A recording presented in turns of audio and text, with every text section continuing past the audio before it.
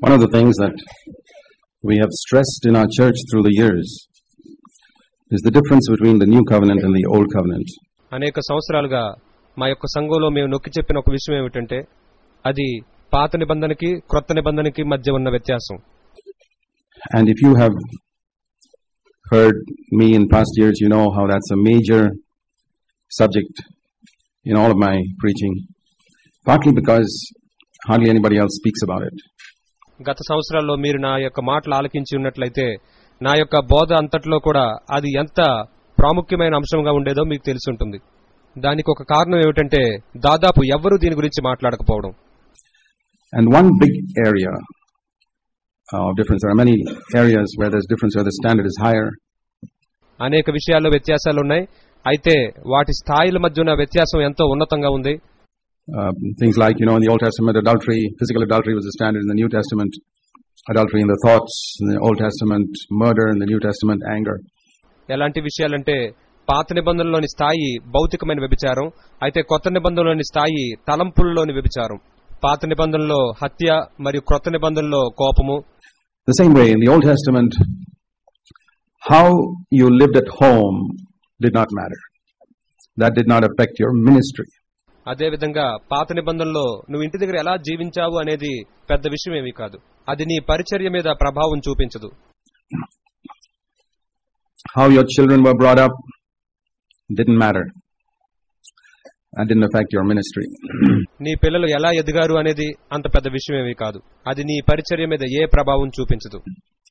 But in the New Testament, it's fundamental.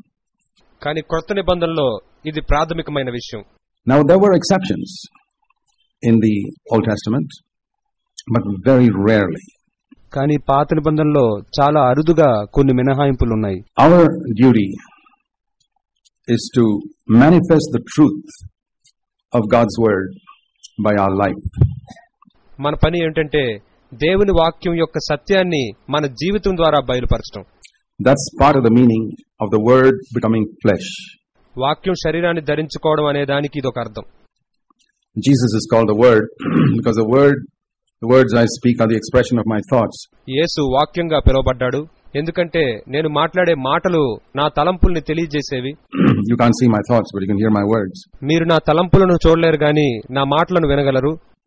And no one could see God till Jesus came as an expression of the Father. తండ్రిని తెలియజేసేవాడుగా యేసే వచ్చేంత వరకు ఎవ్వరూ దేవుణ్ణి చూడలేకపోయారు. So you could see in him what God was like. కాబట్టి దేవుడు ఎలా ఉంటాడు అనేది మీరు ఆయనలో చూడగలరు. The word was made flesh. వాక్యము శరీరాన్ని ధరించింది. Now God's thoughts are in scripture. దేవుని యొక్క తలంపులు లేఖనాల్లో ఉన్నాయి. And those words must now become flesh in us. మరియు ఆ మాటలు ఇప్పుడు మనలో శరీరాన్ని ధరించాలి. In other words, give you some examples by the end of your life.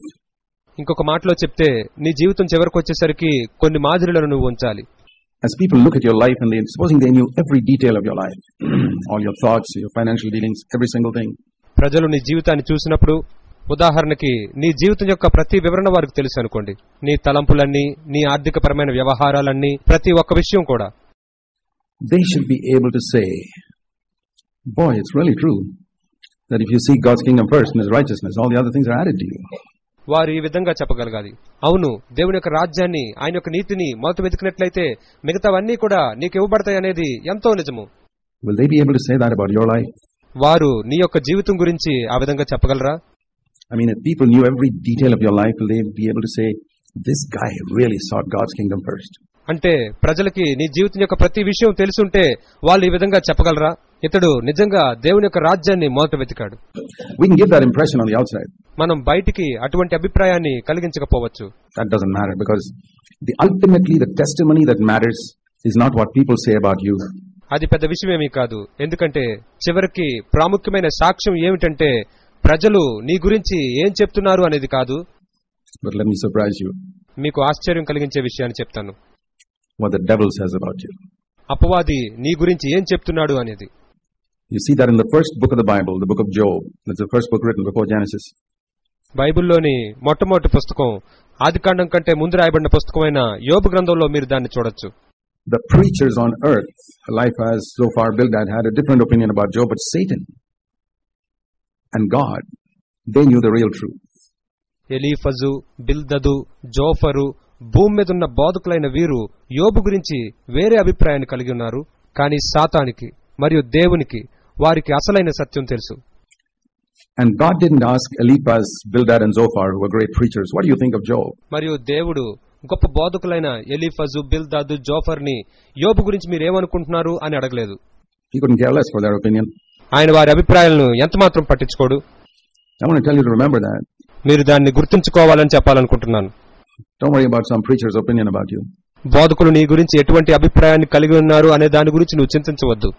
God asked Satan, what do you think of my servant Job? దేవుడు సాతానుని అడుగుతాడు, సాతాను, నా సేవకుడైన యోబు గురించి నువ్వేమనుకుంటున్నావు? That's the ones God asks today.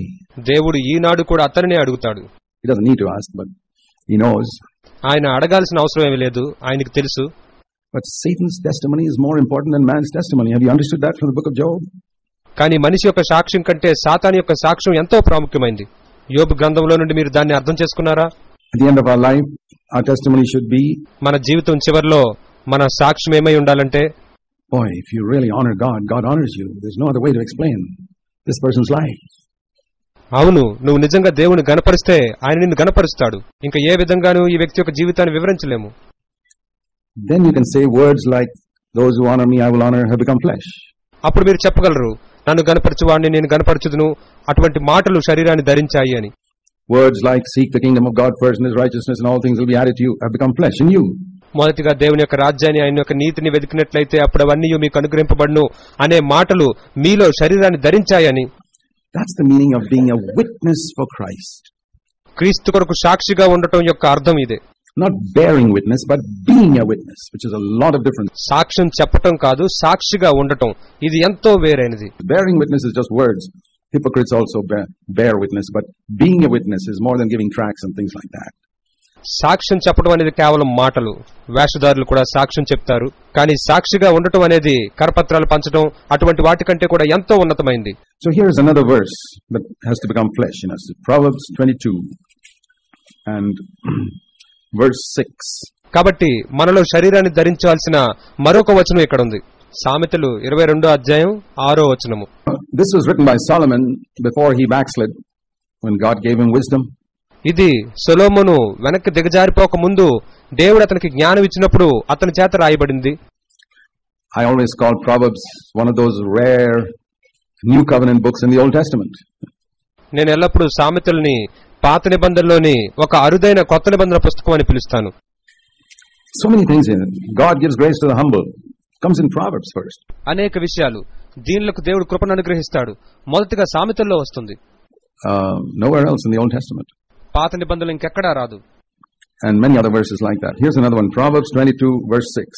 అదే విధంగా అనేకమైన ఇతర వచనాలు. ఇది మరొక వచనము, సామెతలు 22:6. There's a command followed by a promise, a condition and a promise. ఇక్కడ వాగ్దానంతో కూడిన ఆజ్ఞ ఉంది, షరతు మరియు వాగ్దానము. The condition is, train up a child in the way he should go. షరతు ఏమిటంటే, బాలుడు నడవవలసిన త్రోవను వానికి నేర్పుము. And the promise is, when he is old, he will not depart from it. మరి వాగ్దానం ఏమిటంటే, వాడు పెద్దవాడైనప్పుడు దాని నుండి తొలగిపోడు. So if you have one child or 10 children, కాబట్టి నీకు ఒక్క బిడ్డ ఉన్నా 10 మంది బిడ్డలున్నా, I'm not saying they won't have ups and downs. I'm not saying they won't act rebellious when they are 2 years old or 3 years old. Don't misunderstand. When they are old, they will not depart from it. వాళ్ళకి ఒడిదుడుకులు ఉండవని నేను చెప్పడం లేదు. వాళ్ళకి 2 సంవత్సరాల వయసు ఉన్నప్పుడు, 3 సంవత్సరాల వయసు ఉన్నప్పుడు వాళ్ళు తిరుగుబాటు చేయరు అని నేను చెప్పడం లేదు. దయచేసి తప్పుగా అర్థం చేసుకోకండి. వాళ్ళు పెద్దవాళ్ళు అయినప్పుడు దాని నుండి తొలగిపోరు.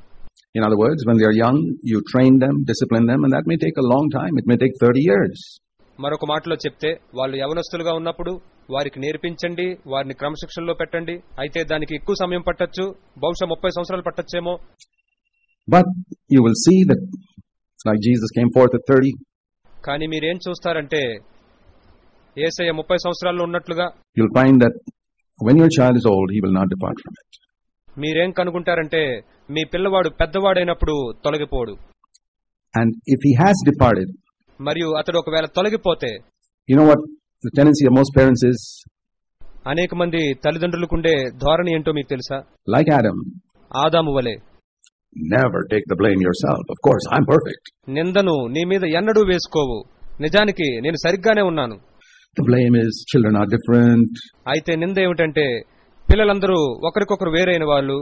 He got into bad company. My little boy, my sweet little boy got into bad company. My sweet little girl was led astray by some others. Of course, nothing wrong with us. We are perfect parents. అతడు చెడు స్నేహంలోనికి వెళ్ళిపోయాడు. నా పిల్లవాడు, నా చక్కని కుమారుడు చెడు స్నేహంలోనికి వెళ్ళిపోయాడు. నా చక్కని కుమార్తె ఇతరుల చేత త్రోవ తప్పించబడింది. అయితే మాలో తప్పేం లేదు. మేము పరిపూర్ణమైన తల్లిదండ్రులము. Liars, hypocrites. అబద్ధికులు, వేషధారులు. Unwilling to acknowledge their fault. వారి తప్పును ఒప్పుకోవడానికి ఇష్టపడని వాళ్ళు. God loves honest people. దేవుడు యథార్థతను ఇష్టపడతాడు.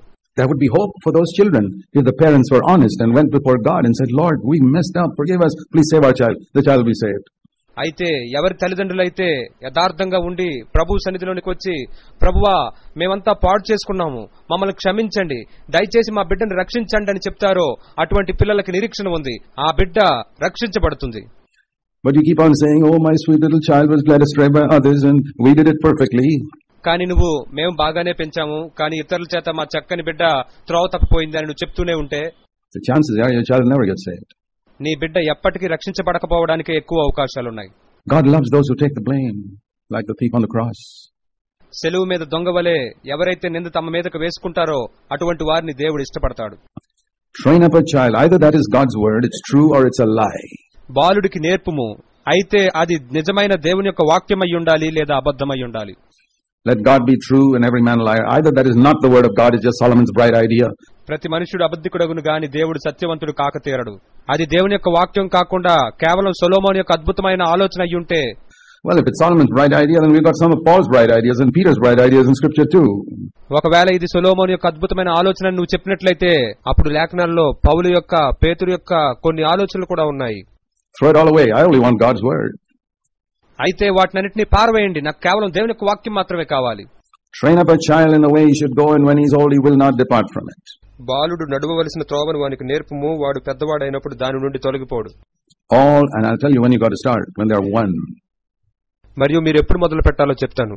వారికి 1 సంవత్సరం నిండినప్పటి నుంచే మొదలు పెట్టాలి. They understand the truth when they're 1 year old. వారికి 1 సంవత్సరం వయసు అప్పటి నుంచే వారు సత్యాన్ని అర్థం చేసుకుంటారు.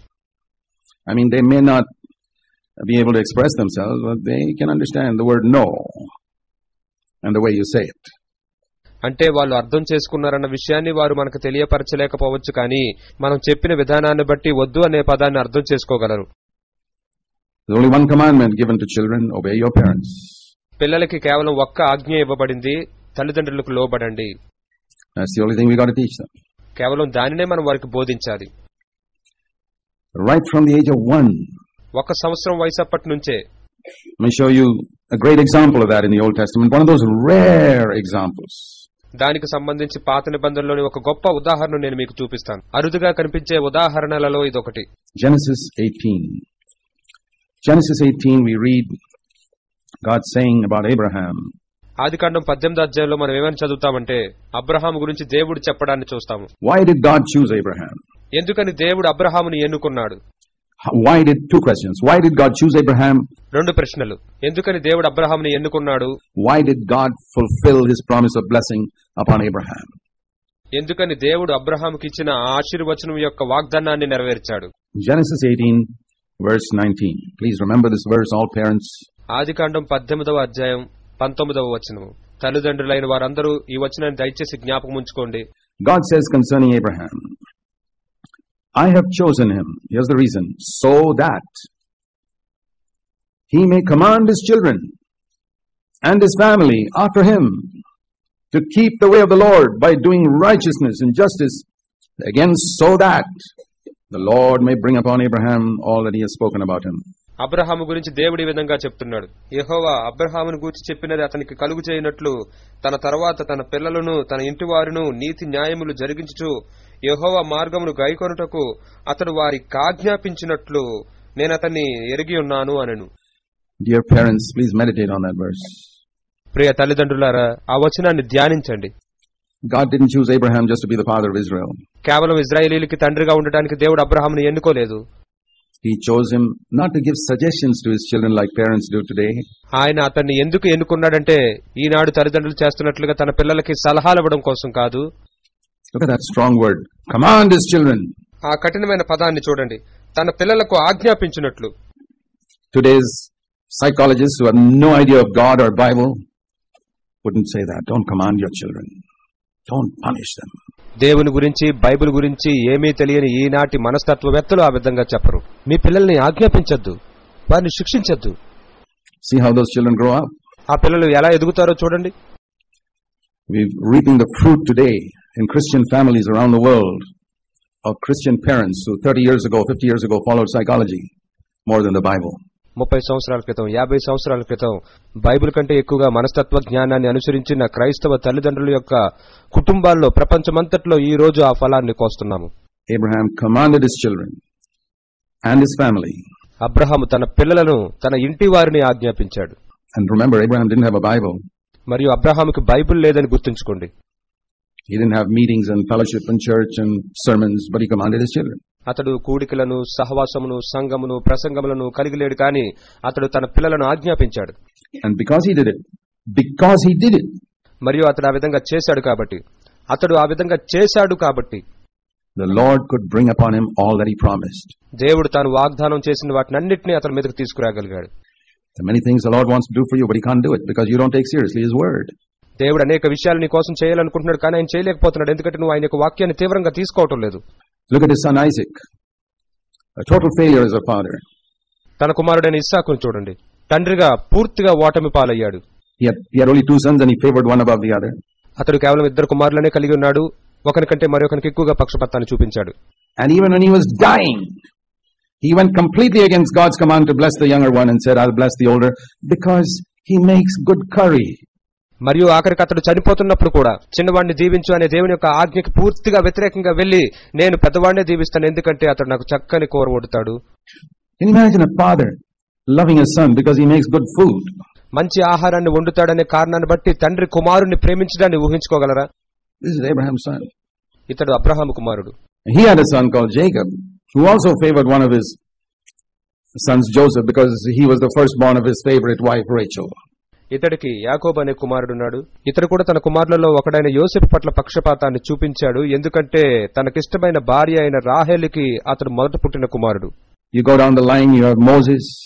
అలా ఇంకొంచెం మనం ముందుకు వెళ్తే మోషేని చూస్తాము.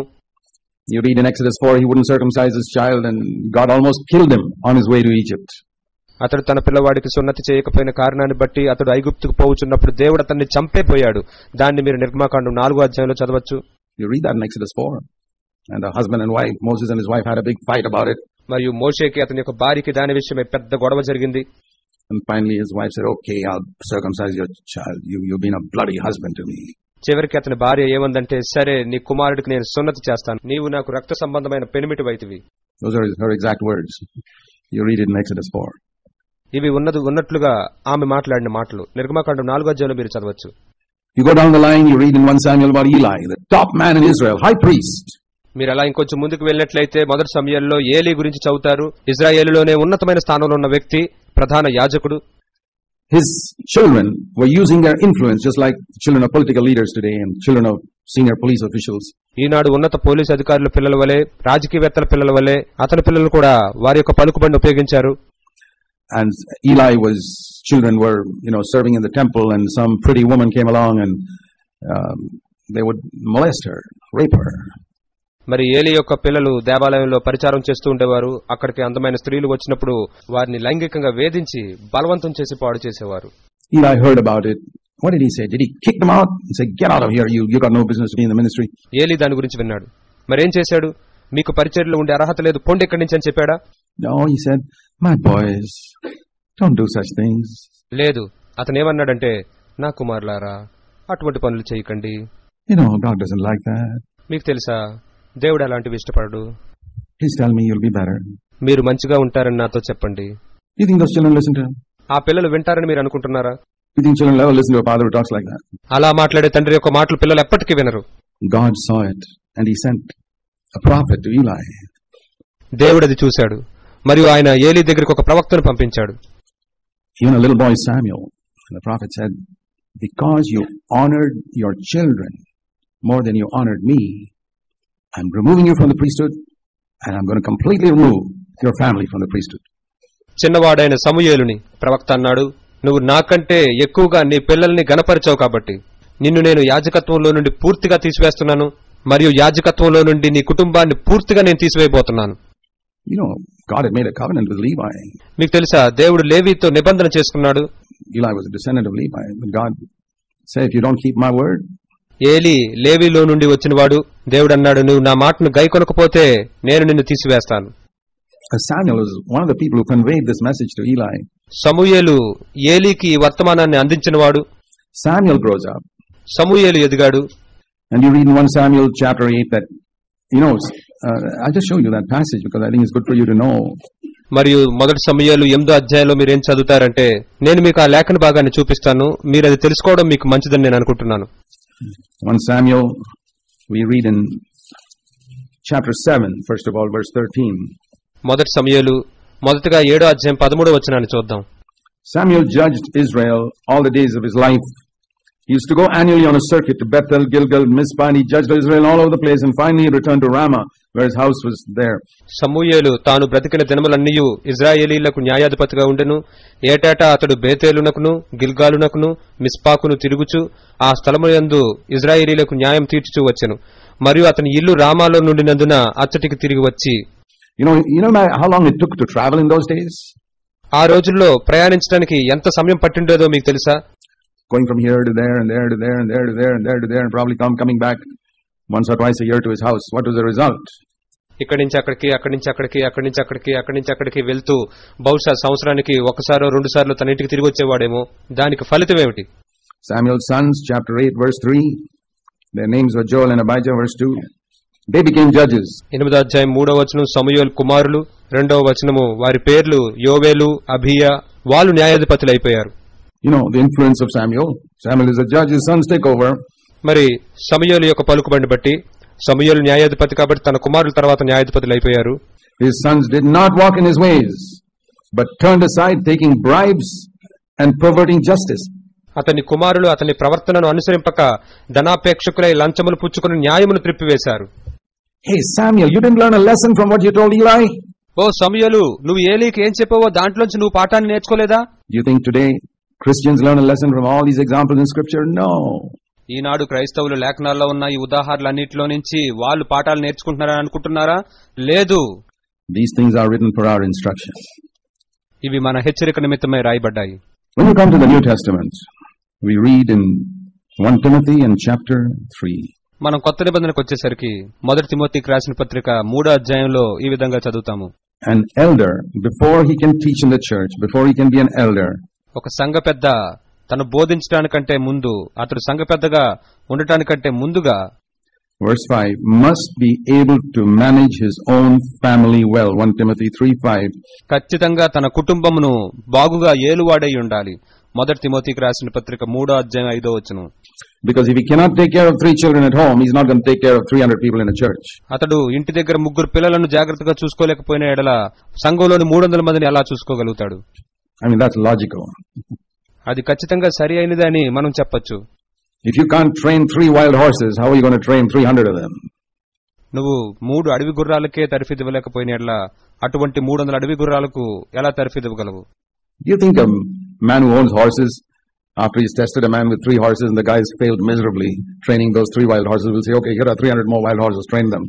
గుర్రాలను కలిగి ఉన్న ఒక వ్యక్తి 3 గుర్రాలతో ఒక వ్యక్తిని పరీక్షించి అతడు వాటిని పెంచే విషయంలో ఓడిపోయాడని చూశాక కూడా 300 గుర్రాలను ఇచ్చి పెంచమని చెప్తాడని మీరు ఊహించుకోగలరా? No, even a man won't be so stupid, and God is not. ఆఖరికి ఏ మనిషి కూడా అంత బుద్ధిహీనంగా ఉండడు. కాబట్టి ఖచ్చితంగా దేవుడు కూడా ఆ విధంగా ఉండడు. He doesn't give responsibility to a person who doesn't know how to bring up his own children, who puts the blame on others.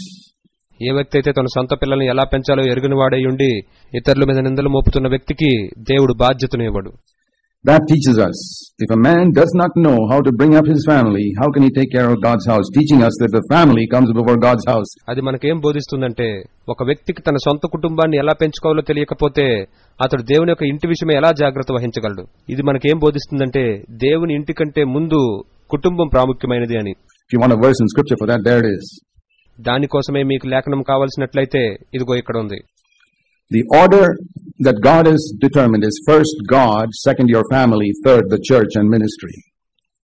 దేవుడు నిర్ణయించిన క్రమం ఏమిటంటే, మొదటిగా దేవుడు, రెండవదిగా నీ కుటుంబము, మూడవది సంఘము మరియు పరిచర్య. And a lot of people like Samuel travel here and there, ministry. Look at the way their children grow up. సమూయేలు వలె అనేకులు ఇక్కడికక్కడికి ప్రయాణం చేస్తూ పరిచర్య అంటూ ఉంటారు. వారి పిల్లలు ఎలా ఎదుగుతారో చూడండి. So those who are dedicating their children and all who have children here today, మరి ఎవరైతే వారి యొక్క పిల్లలను ప్రతిష్ఠిస్తూ ఉన్నారో మరియు ఈ దినాన్న ఎవరైతే పిల్లల్ని కలిగి ఉన్నారో మీరందరూ కూడా, please learn a lesson. In the new covenant, it's not like the old covenant. Moses continued with his ministry even though we don't know what his family life was like. దయచేసి గుణపాఠాన్ని నేర్చుకోండి. క్రొత్త నిబంధనలో పాత నిబంధనలా కాదు. మోషే యొక్క కుటుంబ జీవితం ఎలా ఉందో మనకు తెలియదు, కానీ తన పరిచర్యతో కొనసాగిపోయాడు.